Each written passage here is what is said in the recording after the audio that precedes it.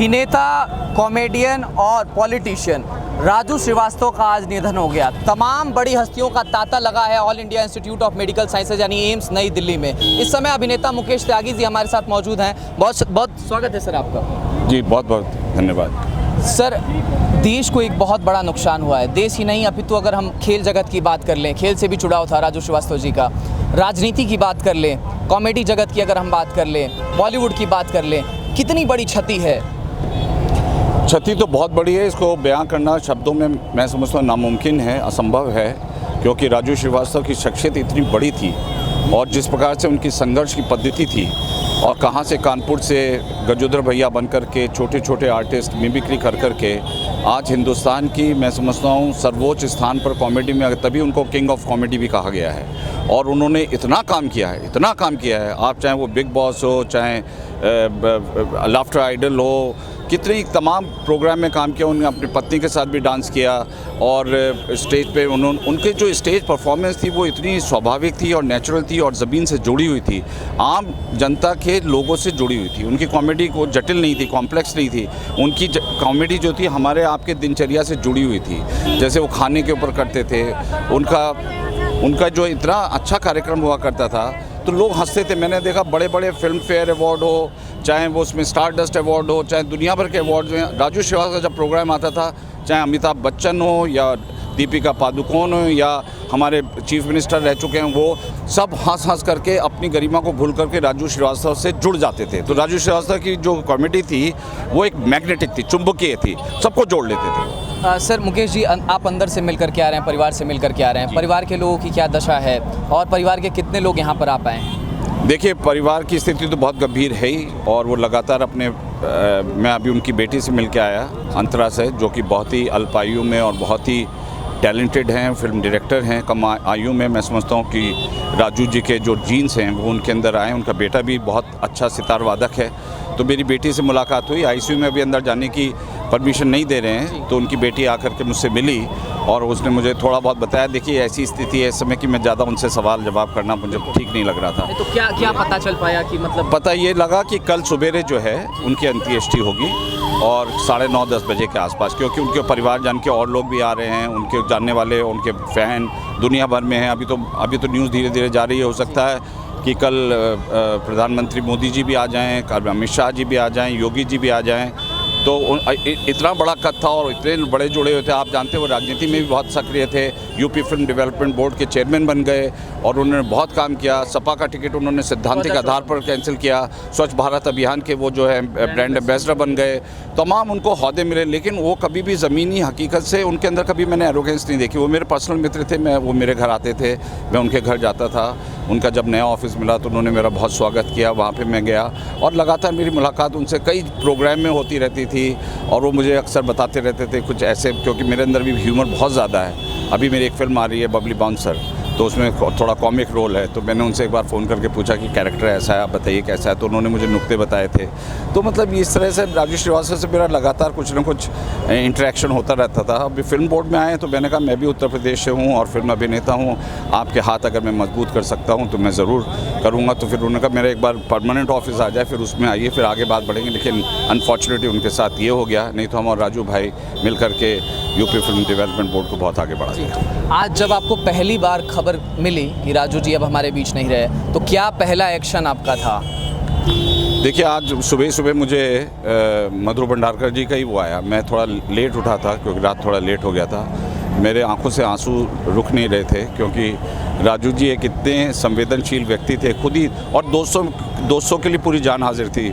मैं उनको अगर बुलाता था अपने प्रोग्राम में तो कभी राजू जी ने मना नहीं किया, ना राजू जी ने कभी कहा कि मैं पैसे लूँगा।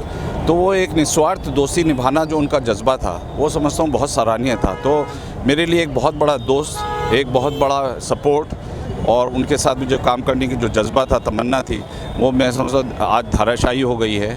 लेकिन राजू श्रीवास्तव अपने कॉमेडी के माध्यम से हमारे दिलों में ज़िंदा रहेंगे और उनकी मैं कॉमेडी इतनी देखता हूँ कि शायद फिल्में भी नहीं देखता हूँ। सर, एक प्रश्न रहेगा आपसे। कानपुर के एक छोटे से गांव से निकल करके समाजवादी पार्टी का टिकट उनको 2014 में मिलता है। भारतीय जनता पार्टी से टिकट उनको शायद इस बार मिलने वाला था 2024 की अगर हम बात कर लें तो कहीं ना कहीं एक बेहतर अभिनेता एक सुपरस्टार ऑफ कॉमेडी कहे जाने वाले राजू श्रीवास्तव, उसके बाद समाजसेवी के रूप में भी देश उनको जानता है, राजनेता के तौर पे भी हम उनको देख सकते हैं। तो कहीं ना कहीं जब एक छोटा सा व्यक्ति इतने फलक पर, सितारों के फलक पर बैठ जाता है, तो लोग कहते हैं उनके अंदर अहंकार आ जाता है। लेकिन राजू श्रीवास्तव के अंदर हमें ये देखने को ही नहीं मिलता कि ये अहंकार शब्द का राजू श्रीवास्तव के अंदर कुछ पाया जाता है। तो इस पर आप क्या कहना चाहिए? मुझे लगता है राजू श्रीवास्तव की डिक्शनरी में अहंकार शब्द था ही नहीं, क्योंकि वो ज़मीनी संघर्ष को देख चुके थे। वो कानपुर में एक बहुत छोटी सी ज़िंदगी लीड करते थे। उनको कॉलेजेस में, स्कूल में जो है मिमिक्री करने की आदत पड़ गई थी। मिसेस गांधी तक की आवाज़ वो निकालते थे। तो अपने छोटे नुक्कड़, जैसे नुक्कड़ सभाएं होती हैं, प्रोग्राम होते हैं, किसी का बर्थडे है बच्चे का, तो किसी ने उनको 50 रुपये दिए। तो वो सोचे 50 रुपये किस लिए दिए जा रहे हैं मुझे, मतलब उनको अपने अभिनय का प्रतिभा के बारे में शायद जानकारी नहीं थी। तो उन्होंने कहा भैया ये आप मुझे रखने के लिए दे रहे हो या मेरा पारितोषिक? बोले आपका पारितोषिक है ये। तो फिर उन्होंने कहा अच्छा, बड़े खुश हुए, बड़े एक्साइटेड हुए घर में आकर के। लेकिन मदर उनके खिलाफ़ थी। मदर चाहती थी कि वो अपना पढ़ लिख करके कुछ अच्छी नौकरी करें, IAS बने, IPS बने। लेकिन उनके जो पिता जो थे सत्यप्रकाश सक्सेना जी, वो कवि थे और कवि होने के नाते उनके अंदर एक क्रिएटिविटी का एक जज्बा था। तो उन्होंने अपने, कहते हैं ना, होनहार बिरवान के हो चिकन पात। तो राजू जी के उनको समझ में आ गया कि ये लड़का बहुत होनहार है और इसकी प्रतिभा जो है आगे जानी चाहिए। तो उन्होंने उनको कहा कि भाई, फिर उन्होंने शोले देख लिया। अमिताभ बच्चन के बहुत ज़्यादा वो थे। तो 1975 में शोले निकली, तो उसे देख करके बहुत खुश हुए और अमिताभ बच्चन के बहुत दीवाने थे। उनकी आवाज़ भी निकालते थे, उनके अंदाज में खड़े भी होते थे। तो मुझे लगता है 1983 या 1984 में वो मुंबई आ गए। वहाँ पे उन्होंने ऑटो भी चलाया और ऑटो चला के फिर वो धीरे धीरे पब्लिक के निगाहों में आने लगे और उन्होंने फिल्म फेयर, स्टारडस्ट, मुझे लगता है दुनिया का कोई ऐसा प्लेटफॉर्म नहीं है जहाँ पे राजू श्रीवास्तव ने अपनी कॉमेडी के माध्यम से पूरे दुनिया को नहीं हंसाया हो। सर, एक और बात, चूँकि राजू श्रीवास्तव की जब बात आती है तो हम एक रिक्शे वाले को इमेजिन कर लेते हैं, एक बावर्ची को इमेजिन कर लेते हैं, एक साधारण आदमी को इमेजिन कर लेते हैं। और आपने बताया मिसेस गांधी से लेकर के हम समझे कि अगर अंग्रेज़ों की बात आती है, क्वीन एलिजाबेथ तक की वो मिमिक्री कर लेते थे। तो कहीं ना कहीं एक ऐसे व्यक्ति का जाना, हम कहते हैं कलाकार तो चला जाता है लेकिन उसकी कलाकृतियाँ हमारे जहन में हमेशा बनी रहती हैं। तो उस कलाकार की कलाकृतियों को सजोने के लिए कोई ऐसा फिल्म या फिर कोई ऐसी वेब सीरीज़ या फिर कोई ऐसा डॉक्यूमेंट्री टाइप का बनाने का कोई अभी तक उद्देश्य किसी का? बड़ा आपका अच्छा सुझाव है, क्योंकि राजू श्रीवास्तव जो है क्या कहते हैं, प्रतिभा के धनी थे जी। और बहुआयामी थे। उनके अंदर राजनीति थी, कॉमेडी थी, कैरेक्टर था और एक अंदाज़ इतना मीठा था कि जैसे आपने कहा कि सामान्य व्यक्ति से जुड़ने की उनकी जो कला थी वो स्वाभाविक थी, वो बनावट नहीं थी। तो व्यक्ति उनसे अपने आप ही जुड़ जाता था। उनको आप खड़े खड़े देखेंगे, आप हंसने लगेंगे, रोता हुआ इंसान भी हंसने लगेगा।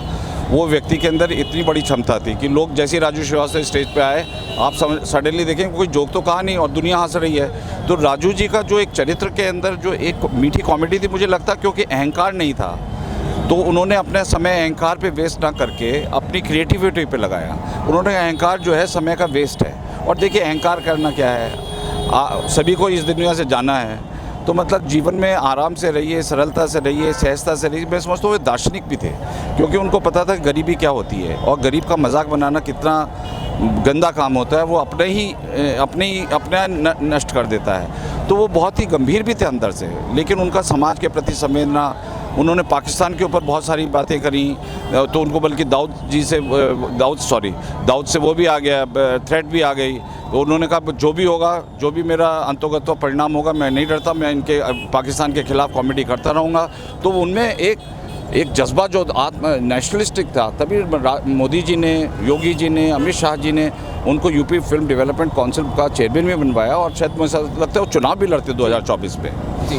तो हम क्या उम्मीद करें एक प्रशंसक के तौर पर, मीडिया के तौर पर, कि क्या कोई वेब डॉक्यूमेंट्री या फिर कोई वेब सीरीज़ या फिर कोई पिक्चर आने वाले? मैं समझता हूँ ये विषय अभी तक हमने सोचा नहीं था, लेकिन इस विषय पर ज़रूर हम गंभीरता से विचार करेंगे। उनका कलेक्शन इतना बड़ा है कि वो उसको ही लेकर के कई घंटों की पिक्चर बन सकती है और मैं समझता हूँ दुनिया देखनी भी चाहेगी। राजू श्रीवास्तव की जीवन जो है प्रेरणा स्रोत हैं। वो किस प्रकार से ज़मीन से उठ कर के वो जो है आसमान पे छा गए अपने कॉमेडी के माध्यम से, और ऐसी जगह मुंबई में अपना वर्चस्व स्थापित किया जहाँ पर वर्चस्व स्थापित करना नेक्स्ट टू इम्पॉसिबल है। तो मैं समझता हूँ कि उनको पिक्चर बनाना ना ही सिर्फ पब्लिक को इंस्पायर करेगा बल्कि हंसाएगा भी, और उनकी कॉमेडी के माध्यम से वो हमेशा अमर रहेंगे, ये तो गारंटीड है। बहुत धन्यवाद मुकेश जी। धन्यवाद।